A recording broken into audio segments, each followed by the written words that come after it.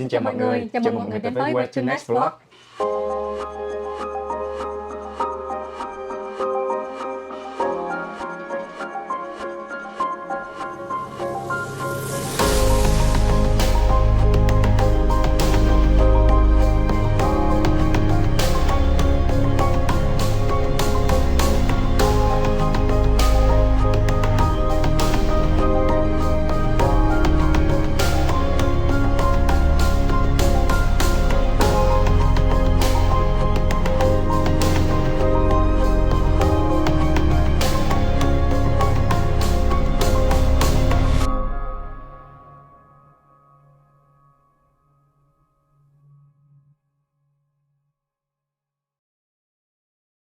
Cho những bạn lần đầu tiên tới kênh YouTube của tụi mình thì mình xin tự giới thiệu luôn. Mình là thành viên chủ chốt đầu tiên của nhóm. Mình tên là Nhật, hay còn gọi là biệt danh là Ốc.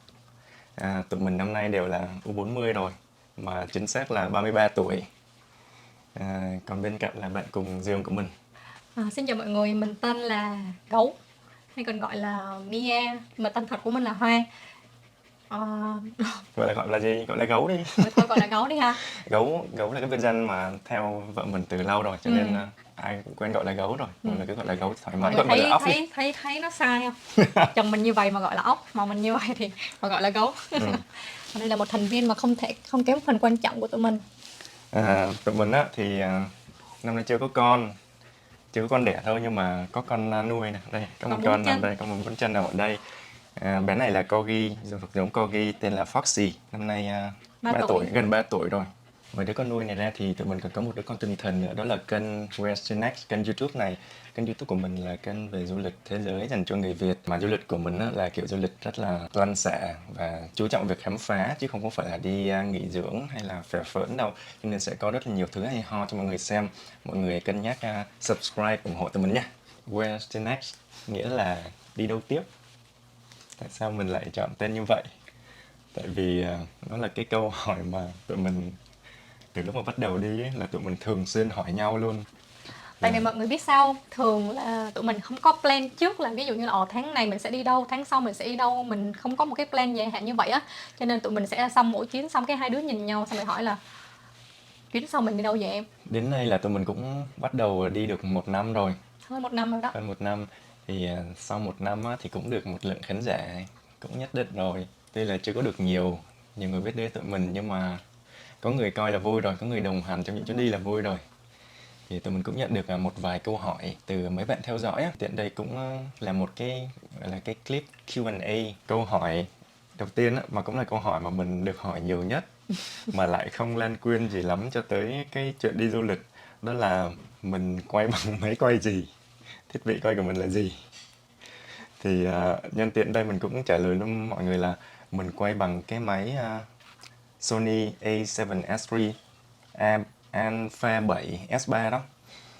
Thực ra đây cũng không phải là một cái setup mà lý tưởng cho việc vlog đâu. Tại vì mọi người biết sao, nó là cái máy kiểu chuyên nghiệp á, máy chụp hình quay phim chuyên nghiệp, nó khá là nặng, to nữa, cồng kềnh, xong rồi kết hợp với nó phải là những cái lens đi cùng với những cái lens chuyên nghiệp luôn, cho nên một cái setup nó khá là nặng, nó không có thích hợp lắm cho cái việc mà gọi là cầm chạy lung tung đâu. Cái chất lượng hình ảnh đối với mình nó rất là quan trọng, bởi vậy mình chịu khó vác nặng một xíu, nhưng mà được cái là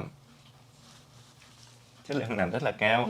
Với lại phần nữa là tụi mình hay đi mấy cái chỗ mà đẹp lắm mọi người, view đẹp lắm, mà cầm cái điện thoại hay là cái GoPro quay thì nó không thể nào mà lộ tả hết được cái vẻ đẹp của nơi đó. Cho nên mình cũng thử qua nhiều máy rồi. Tụi mình còn có một cái máy quay mini nhỏ xíu như này, dễ thương lắm, mà mọi người hay dùng để khi mà quay vlog đó. Cũng quay thử nhiều cái rồi, xong rồi cuối cùng bỏ xó vậy đó. Tiếc tiền muốn chết, nhưng mà thôi, đã muốn làm cho thật đẹp nữa, làm cho thật chỉn chu, nên chọn cái mà nặng nề và khó khăn nhất. Còn những cái cảnh mà mình quay từ trên cao á, mấy cái cảnh mà drone shot, thì mình có cái con drone này, nó là DJI Mavic Air 2. Thì đây không phải là con drone đầu tiên của mình, nó là con thứ mấy rồi, tại vì mọi người biết sao, tại vì mình đã đụng nó rất là nhiều lần rồi, mình crash rất là nhiều lần rồi. Nói chung là kiểu như muốn quay mấy cái cảnh mà mạo hiểm mà không để ý xung quanh á, tức là vướng vô cây thôi. Mà mấy cái lần đó thì nó chỉ bị gãy xích mẻ thôi, xong rồi mình gửi đi sửa. Nhưng mà có một cái lần là mình mất xác luôn con Ron, là cái lần mà mình đi Hawaii á. Hawaii. Ừ, Để mình em, bay. để em kể lại cái lần đó cho mọi người nghe. Là mình đang ngồi dưới bãi biển á, chồng mình thì đi lên cái vách đá, cái kêu là anh lên đó anh quay chút tại ở cái cảnh ở đây đẹp quá. Xong rồi hồi mình thấy chồng mình lững thững đi xuống, xong rồi mặt buồn rầu á. Đỡ đẫn. Thất thần luôn đó mọi Xong rồi, người. xong rồi hỏi ủa có chuyện gì. Thế đó là con Tron đã bị sóng cuốn mất luôn rồi mọi người. Là cái vách đá cao nha, sóng nó đánh lớn tới cỡ vậy luôn đó mọi Nhưng người. mà sóng ở Hawaii nó lớn lắm mọi người. Mình thì hơi sơ ý á, mình bay hơi sát mặt nước quá, với lại lúc đó nó bị mất tín hiệu nữa. Thế là Sóng đánh lên cuốn xuống luôn. nhìn đi nhìn lại không nó còn Ron nữa. Nhưng mà hay là mình có một bảo hiểm cho nên người ta gửi cho mình một con khác. Chết rồi, nãy giờ Foxy nó sợ. Mọi người, Foxy nó sợ Ron, nãy giờ mình cứ giữ vào mặt nó sợ. Tron là cái nỗi sợ mà lớn nhất của Foxy luôn đó mọi người. Tôi phải cất đi nhá. Nó sợ mà nó run bần bật lên luôn á. Tội. Nãy giờ mặt hoang mang, Nó đang run. run kìa. Nó run kìa. Ừ. Khổ quá. Không gì đâu con. Câu hỏi tiếp theo là chuyến đi yêu thích nhất. Thì anh sẽ nói trước nha, tại vì chắc chuyến đi yêu thích nhất của tụi mình cũng khác nhau. Thì trong tất cả những chỗ mà đã đi, mình thích nhất là chuyến đi Hawaii. Hawaii nó là cái đảo mà nằm giữa biển Thái Bình Dương luôn. Nó thuộc về khí hậu tropical, nhiệt đới. Mà kiểu như mình sinh ra ở xứ nhiệt đới mà mình vẫn thích cái không khí nhiệt đới, xứ nóng hơn, ấm mà nó lại không quá ẩm như Việt Nam, nên thời tiết đấy cũng dễ chịu lắm. Rồi cái quan trọng nhất là nó nhìn nó rất là hoang sơ mọi người ơi. Mọi người có coi phim Công viên khủng long chưa? Đó, tại vì Công viên khủng long được quay ở cái đảo đó, quay ở Hawaii. Cho nên mọi người cứ coi đi rồi thấy chỗ nó đẹp hoang sơ. Thôi mình cũng để clip của mình ở đây luôn là cho mọi người coi nhé. Biển với núi gần kề luôn. Mà cả hai đều là gọi là đẹp mà bậc nhất luôn á. Siêu đẹp mà không thể nào mà Khó để diễn diễn tả tả được. thành lời, đúng rồi. Mà mình tiếc lúc mà qua cái đảo Kauai á, mình bị mất con Ron rồi. Cho nên mình không có quay được mấy cái shot từ trên cao xuống. Tiếc ơi tiếc luôn. Đúng rồi ha, lúc đó mình bị mất con Tron. Nhưng mà cũng hay là mình vẫn còn cái tour mà đi trực thăng helicopter ngắm từ trên cao, nhưng mà dĩ nhiên là nó không có được theo ý mình rồi, không có được những cái góc mà mình mong muốn rồi. Mọi người biết sao không? Trong cái chuyến đi đó mình lúc nào cũng đi từ sáng sớm tới đêm luôn, tới tối luôn. Tới khuya luôn mọi người. Vợ mình á, có thể là nằm ngủ ở trong nhà đợi mình buổi sáng á, nhưng mà mình là cứ 4 rưỡi 5 giờ sáng là mình bật dậy ra ngắm hoàng hôn, ngắm bình minh. Sau rồi khuya thì chồng đi chụp Milky Way á. Buổi đêm trời tối lắm, chụp Milky Way siêu đẹp luôn. Nói chung là đẹp từ ban ngày lẫn ban đêm luôn, đẹp từ biển đến núi luôn. Rồi mình đi mấy cái hiking á, mấy cái trail hiking mà đi dọc bờ biển á, đi trên mấy cái đỉnh núi á, rồi nhìn xuống mấy cái thung lũng. Giờ ngồi nhớ lại muốn đi nữa rồi. Còn đây đi thích chỗ nào nhất? Em hả? Em cũng thích Hawaii nha. Nhưng mà nếu mà được chọn cái nơi mà em thích nhất á, thì chắc là em thích cái chuyến mà mình đi California vào tháng 11 năm ngoái nhất. Cái chuyến năm ngoái tụi mình đi California á, thì tụi mình có đến ghé 3 địa điểm, đó là thành phố Los Angeles, Yosemite National Park và Death Valley National Park. Bên Los Angeles nó có rất là nhiều chỗ để đi, nó có đi Universal nữa. Nên mình chỉ được chọn một trong hai, một là đi Universal, hai là đi Disneyland, thì tụi mình đã chọn cái thứ hai. Nhưng mà nghe mọi người nói là cái Universal nó cũng hay lắm, cho nên là lần sau chắc là mình phải ghé lại thêm một lần nữa để đi cái Universal. Tức là mình phải đi dài hơn á. Đúng rồi. 2 ngày 2 ngày rưỡi cho nên 2 ngày mà toàn gặp tôi là thời tiết nó xấu, u ám, mây mà ngập trời, xong rồi khói bụi, trời lúc nào cũng tối sầm. Mà ngoài Los Angeles thì hai cái điểm mình thích nhất ở California đó là Yosemite và Death Valley National Park. Mình thật sự là mình chưa đi cho nên mình không có tưởng tượng được là California nó lớn tới cỡ đó luôn đó mọi người. Có nghĩa là mình chạy từ Los Angeles đến Yosemite là hết nhiêu ta? 5 tiếng. 5 tiếng. Xong từ Yosemite đi Death Valley là 6 tiếng đó đúng không? 7 tiếng. 7 tiếng hả? 7 tiếng, tại vì em ngủ không mà, cho nên em cũng không biết là mấy tiếng. Mình không ngờ là nó rộng lớn như vậy luôn đó mọi người. Mà thực ra là mình đi rồi mới biết là tại sao nó có sự khác biệt rõ rệt như vậy á. Yosemite đó là một cái vùng mà giống như là vùng núi Xanh biếc, xanh rì, cao, thiệt là cao mà lạnh. mát mẻ, gọi là lạnh luôn á, mát mẻ mà đẹp ơi là đẹp luôn. Đi tháng 11 mà vẫn còn gặp được cảnh thu nữa, tụi mình cũng may mắn thiệt sự luôn á. cực kỳ thích Yosemite và nó là một trong những cái công viên mà mình chắc chắn sẽ phải quay lại thêm một lần nữa. Tương phản với nó, tương phản với Yosemite là Death Valley. Không ngờ là một cái chỗ mà vùng cao mát mẻ như vậy, đi 7 tiếng cái mình tới một cái nơi mà sa mạc khô cằn mà nó nóng tới như vậy. Thực ra cái lúc mình đi nó không nóng lắm đâu anh, nó kiểu là cũng nóng nhưng mà trong cái giới hạn mình chịu được. Đó là mùa thu mọi người, đó là cái mùa mà mát nhất ở Death Valley. Death Valley nghe nói là hoang mạc nhưng mà trong đó nó cũng thú vị lắm mọi người, nó cũng nó đẹp, lại có một cái vẻ đẹp riêng nó đẹp kiểu khô cằn mà tĩnh lặng á. Đúng rồi. Mấy cái quả đồi mà màu sắc. Mấy cái rặng đồi á. Siêu đẹp luôn. Nói tóm lại là cái chuyến California đó thì mình cảm thấy là cái chuyến đi mà hiệu quả nhất của tụi mình. Tại vì tụi mình á là hầu như mỗi ngày đều ra khỏi khách sạn hoặc là Airbnb vào lúc 4-5 giờ sáng hoặc 5-6 giờ sáng. Có nghĩa là một ngày tụi mình đi là không nghỉ, không về khách sạn để nghỉ chân gì luôn đó, chỉ có đi và đi thôi đó. Là khám phá được rất là nhiều cái cảnh đẹp. Câu hỏi tiếp theo đó là thành phố yêu thích nhất của tụi mình. Hai mình thử nói xem có đúng ý nhau không nhé. 1, 2, 3. New York. Yeah, đúng. Tụi mình có đi New York 2 lần vào năm trước. Đó là một cái chuyến đi vào mùa hè và một cái chuyến đi vào mùa đông để ngắm Giáng sinh á. Cái chuyến đi mùa hè thì cái link ở đây nha mọi người. Đó là hôm đó tụi mình đi 3 ngày 72 tiếng đồng hồ. Chỉ có anh đi bộ, anh chơi ở New York thôi. Cực kỳ thoải mái luôn, mình rất là thích. Sáng được ngủ nướng. Đúng rồi. Không có phải dậy sớm như mấy cái chuyến Đúng đi. rồi. Đó là cái điều mà mình thích khi mà mình đi du lịch ở thành phố đó mọi người.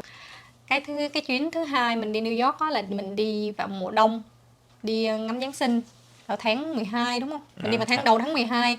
Mình sẽ đính kèm cái link New York ở đây nha. Giáng sinh trang trí đẹp lắm mọi người. Khi mà mọi người muốn ngắm những cái thành phố mà trang trí Giáng sinh, New York là một cái điểm mà không thể nào bỏ qua được, tại vì cực kỳ đẹp mọi người ơi. Mình là giống như nhà quê lên tỉnh luôn á. Nhìn thấy gì cũng wow luôn. Tại sao mà có thể đẹp như vậy? Nhưng mà nói chung là mình rất happy cái chuyến đi New York cái mùa đông đó của mình đi. Thực ra đi chỉ cần đi 2-3 ngày thôi mọi người là có thể gọi như là tương đối đầy đủ, không phải là tương đối đầy đủ mà có nghĩa là cũng đủ để thấy được cái vẻ đẹp của New York rồi. Câu hỏi tiếp theo đó là chuyến đi gian nan nhất của tụi mình. Cái này là cả hai đứa đều phải đồng ý luôn. Đó là cái chuyến leo lên Half Dome ở công viên quốc gia Yosemite. Mọi người biết sao không? Tại vì thực ra là tụi mình có đi hiking rồi chứ không phải là không. Nhưng mà là những cái chuyến ngắn, ví dụ như là 2 tiếng, 4 tiếng, 5 tiếng chẳng hạn. Cho nên là không có gì là đáng kể để nói cả. Nhưng mà Half Dome là một cái gọi như là một cái trail khác rồi. Một cái trail khó rồi. Một cái level khác. Đúng rồi, hôm đó nó được xếp hạng là khó rồi. 26 km cả đi lẫn về mọi người. Nhưng mà cái khó đó là đi vào trong ngày. Phải hoàn thành trong một ngày. Thông thường á, cái trail đó sẽ mất 10 đến 12 tiếng để mà hoàn thành, nhưng mà do tụi mình trên đường đi á là cày kê quá nhiều để mà quay phim chụp hình á. Không, tại là mọi người biết sao không? Tại vì là nhà quê, đi đến đâu cũng cảnh đẹp, có là hai đứa cứ với xong rồi quay đi anh ơi, chụp đi anh ơi. Thế là cái đoạn đường lên á là hai đứa mình gọi như là bét đoàn đó, là người ta đi ngang qua mình xong rồi người ta đi về luôn, là mình vẫn đang đi lên nữa, cứ đi 10 mét dừng lại chụp tấm hình. Thế là cuối cùng lúc mà lên tới đỉnh Tháp Đôm thì 4 giờ chiều rồi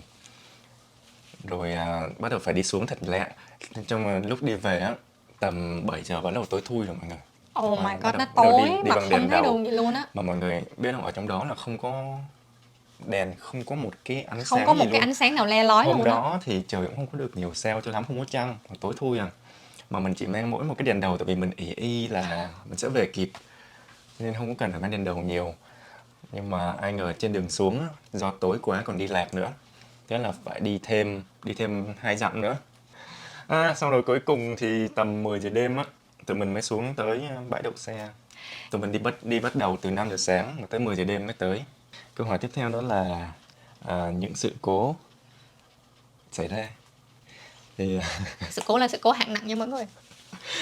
Như mình nói, ngoài mấy cái chuyện mà Ron bị crash, bị gãy này nọ ra, chỉ là mấy cái vấn đề nhỏ nhỏ, thì mình có một cái kỷ niệm, một cái sự cố cũng hơi sợ, hơi đau tim một xíu. Đó là trong cái chuyến đi Costa Rica, do gọi là điều kiện đường xá nó không có được tốt cho lắm, cho nên mình bị lật xe. Mà ở cái ghe đó là ở giữa đồng không mông quặng luôn, và lúc đó trời tối rồi, xung quanh là không có nhà luôn đó mọi người. Ở đó không có sóng luôn, không có sóng điện thoại luôn. Rồi giả sử có gọi mình cũng không biết là cái người mà bắt máy có nói được tiếng Anh không, tại vì nước đó người ta nói tiếng tiếng Spanish. Nếu là đang loay hoay luống cuống sợ muốn chết thì may có một cái anh thiên thần hộ mạng, anh chạy xe phóng xe máy tới. Xong rồi anh Rồi cũng không biết nói tiếng Anh nha mọi không biết người. nói tiếng Anh luôn. Thế là anh phải Google đấy, hả? lấy cái điện thoại ra, anh mở cái phần mềm dịch đó, anh nói cho mình hiểu là đứng đây đợi đi để anh đi kêu người giúp. Thì tụi mình đứng tầm 5 phút đấy, anh kéo cả nhà tới, Đúng rồi. cả nhà, anh trai rồi bố rồi chị rồi Chồng vợ, vợ con. hai đứa nhóc luôn. Tổng cộng chắc khoảng chục người á mọi người. Xong rồi bắt đầu lấy cái xe của người ta á, gắn dây vào xe mình rồi lôi lên giùm mình, xong rồi mình bể hai bánh xe, cái người ta cũng vá giúp luôn. Cho đến bây giờ mình vẫn còn cảm kích, tại vì nếu mà không nhờ cái gia đình đó thì mình cũng không biết làm sao luôn á. Costa Rica có thể nói là nó giữ một cái vị trí khá là đặc biệt trong nói chung là giống như là trong tim của mình vậy đó. Như mọi người biết sao không? Costa Rica nó rất là giống Việt Nam. Cái điều đầu tiên mà khi mọi người tới là tụi mình có cảm giác là thân thuộc khi mà nhìn thấy những cái cảnh mà cây cối, nhà cửa, cả những cái con đường nữa, Mọi nó người biết cực sao kỳ không? giống Tại Việt vì Nam luôn. cái vị trí của Costa Rica so với đường xích đạo á, nó y chang, kiểu rất là tương đồng với Việt Nam, cho nên cái nhiệt độ y chang luôn, rồi những cái mà loại cây, những cái thực vật ở đó y chang luôn, rồi cách người ta xây nhà nữa. Nhìn mình tưởng là nó là cái vùng ngoại thành ở Việt Nam luôn đó mọi Đúng người. rồi. Đang nhớ Việt Nam đang vẽ mà đi gặp ngay Costa Rica kiểu như thấy nó thân thương Nhìn sao nó á. ấm áp sao á. Chỉ có khác là người ta nói tiếng xì thôi, nói tiếng Việt thôi. Chứ mà họ cũng nhìn cũng Thì cũng na ná thôi. giống như Với người Việt. lại người ta nhiệt tình, người ta Đúng rồi. thân thiện lắm mọi người, y như người Việt Nam luôn á. Đó là một trong những cái mà mình thích nhất ở Costa Rica, đó là con người ở đó, người dân ở đó người ta cực kỳ thân thiện, tốt bụng luôn mọi người.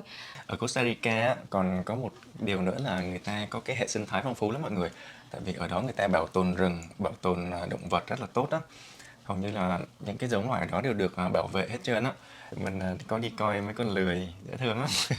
Với một cái nữa là tụi mình được đi coi cá sấu ở trong tự nhiên á.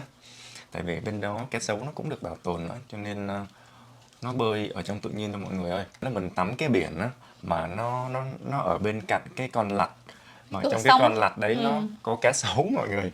Mà mình đã đọc về cái vụ mà người ta lướt ván á, bị cá sấu tấn công ở đó rồi, cho nên cái lúc mà đi chơi ở đó tắm biển đó cứ hơi bị run run một xíu. Xong rồi tụi mình có đi vô cái con lạch đấy để coi cá sấu luôn, mà có cá sấu thiệt mọi người. Rồi cách đó không xa nữa thì có một cái con sông cũng có đầy cá sấu ở đó luôn. Mọi người biết sao, đó là một cái cây cầu, xong rồi cá sấu nằm phơi nắng đầy ở dưới luôn. Khi mà mình nhìn xuống dưới, cá sấu đầy ở dưới luôn, mà là cá sấu cỡ bự không nha mọi người. Wow, lúc mà mình tới gặp một cái con cá sấu khổng lồ luôn. Ủa má, có nó Chắc nó phải dài to. 5 mét. Lần đầu mà mình thấy cá sấu trong tự nhiên vậy luôn á. Đứng trên cầu hơi run mọi người, tại vì xe tải đi ngang, chạy ngang qua, thế là Cũng khá, run. cũng khá gần, cho nên cũng hơi sợ sợ nhưng mà thú vị lắm. Đúng rồi, mình nhìn mà mình không tin được vào mắt mình luôn á. Mấy cái con cá sấu mà ở trong sở thú mình thấy nha mọi người, không có nhằm nhoi hết á. Nhỏ Mấy con này xíu. nó bự lắm. Trời ơi, nhìn mà khủng khiếp. Sao mà nhiều khi đứng trên cầu mà sợ ví dụ cầu rớt hay là ai xô mình xuống là thôi xong, coi như đời mình cũng tàn. Tụi mình cảm thấy cái gì là khó khăn nhất khi mà đi du lịch? Nhưng mà những cái thứ khó khăn mà thường gặp khi mà mình đi du lịch đó mọi người. À, Mình đi nói trước coi. thực ra cũng có nhiều khó khăn nhưng mà sao nhỉ? Mình nghĩ á, theo theo bản thân mình, cái khó khăn mà khó chịu luôn á, khó chịu nhất khi mà đi du lịch đó là thay đổi múi giờ. Đơn cử như là cái chuyến mà đi Tây Ban Nha vừa rồi của tụi mình á. Tây Ban Nha nó lệch 6 tiếng so với tụi mình. Tức là giả sử bên mình đang là 3 giờ chiều đúng không? Thì nó sẽ là 9 giờ tối. Nếu mà mình 6 giờ chiều thì nó sẽ là 12 giờ đêm. Cái giờ sinh lý của mình là đáng lẽ mình phải đi ngủ á, thì ở bên đó nó vẫn còn sớm. Nó mệt khó lắm chịu. mọi người. Cái người nó lừ đừ á. Đó, mình nghĩ cái đó là cái khó khăn nhất đối với mình thôi. Còn với em á, thì cái vấn đề mà em thấy khó khăn nhất trong cái lúc đi du lịch đó là nếu mà trong trường hợp mình đi du lịch nhưng mà mình bị bệnh thì sao? Cái đó giống như là mình không phải là thường xuyên, nhưng mà không biết sao xui sao là những cái lần mà tụi mình đi chơi là hầu hết là những cái lần mà bị bệnh. Mà trong cái chuyến Tây Ban Nha vừa rồi này cũng bị bệnh luôn. Mình bị ho mọi người, mất tiếng không nói được gì, cho nên là mọi người coi cái chuyến Tây Ban Nha sẽ thấy là hầu như là chồng mình nói, tại vì mình mà nói là câu nào là muốn ho câu đó. Mà lúc mà dựng phim với mọi người mình cũng phải cắt đi rất nhiều đoạn tại vì có tiếng ho như chó sủa vào Xong phốt rồi mọi mình. người biết mà đang dịch Covid mà, cho nên là mỗi lần mình ho cái là ai xung quanh cũng nhìn mình biết ánh mắt kỳ lạ hết. Mà bây giờ làm sao, mọi chuyến đã plan xong rồi, cũng đã mua vé máy bay, đặt tất cả là đâu có thể nào mà bỏ được đâu. Trước ngày đi thì bệnh. Đúng rồi, cho nên là cái chuyện sức khỏe mình cũng nghĩ đó là một cái vấn đề khá là quan trọng. Cái sức khỏe cũng quan trọng nha mọi người. Cái việc mà đi mà phải hiking hoặc là đi dài ngày, dài dằng dặc từ sáng tối như vậy thì mình cần phải chuẩn bị cho mình một cái sức khỏe, một cái sự dẻo dai cần thiết, Là nhất định. nhất định cần thiết để mà mình có thể là mình đi chơi mình phải cảm thấy thoải mái đó chứ. Giống như mình á, thực ra là mình cũng mệt chứ không phải là không, nhưng mà cái sự mà háo hức được khám phá những cái nơi mới á, phần nào đó nó cũng át đi những cái mệt của mình. Xong rồi cũng hy vọng là tối đó mình mệt thì đi về mình sẽ ngủ ngon hơn. Tây Ban Nha đẹp lắm mọi người. Thành phố thì sầm uất đông đúc, đồ ăn cũng nhiều, mấy cái công trình building thì cổ kính mà đặc biệt Đẹp là lắm. Barcelona. Ừ. Đẹp lắm, có cái chất riêng. Văn hóa Catalan đó mọi người. Em thích Tây Ban Nha lắm nha. Tại vì mọi người biết sao không? Cái thành phố nó đẹp, nó đẹp cái kiểu mà vừa cổ điển mà vừa hiện đại nữa. Châu Âu nói chung là vậy đúng không em? Nếu là cái góc nào nhìn vô cũng rất là đẹp luôn. Kể cả một cái con đường, một cái quán, một cái cửa hàng. Barcelona nhìn từ trên cao đẹp. Đúng rồi, cái khu mà mình ở đó, cái khu mình ở là nó mấy cái khối Mấy cái khối lục vuông giác vuông á. á mọi người. Đẹp ơi là Nổi đẹp tiếng luôn. gọi là Nhìn quy hoạch đỉnh cao á. khi mà chồng mình bay drone lên á, mình coi những cái thước phim về drone á, mình mới thấy nó đẹp như thế nào. Còn khi mà mình đi thì mình thấy cũng bình thường thôi. Nhưng mà phải quay lên thì mới thấy nó đẹp cỡ nào. Nãy giờ tụi mình nói mà kiểu như nói hăng say quá mọi người. Cũng không biết là nó dài đến bao nhiêu lâu luôn rồi đó. Nhưng mà thôi coi như là cũng tóm gọn được những cái ý mà tụi mình muốn chia sẻ chia tâm sẻ sự với mọi người. Tại tụi mình kiểu như làm clip cũng 1 năm rồi á, nhưng mà chưa có bao giờ gọi là chính thức ngồi nói chuyện mà giới thiệu, nói một xíu về bản thân cho mọi người nghe. Thì mình hy vọng qua cái clip này á, Cháu mình nó đang gọi gì đã lên nha con. hy vọng là qua cái clip này thì mọi người gọi là biết về tụi mình hơn một tí xíu, rồi là coi kênh của mình, coi tụi mình, ủng hộ tụi mình nhiều hơn. Thôi con cháu mình nó vô nó quậy rồi mọi người ơi. Phải giải tán thôi, giải tán đám đông thôi. Tạm biệt mọi người. Hẹn gặp mọi người những chuyến đi tiếp theo. Mọi người nhớ phải là like, Like, subscribe, và comment ở bên dưới ủng hộ nha. nhé.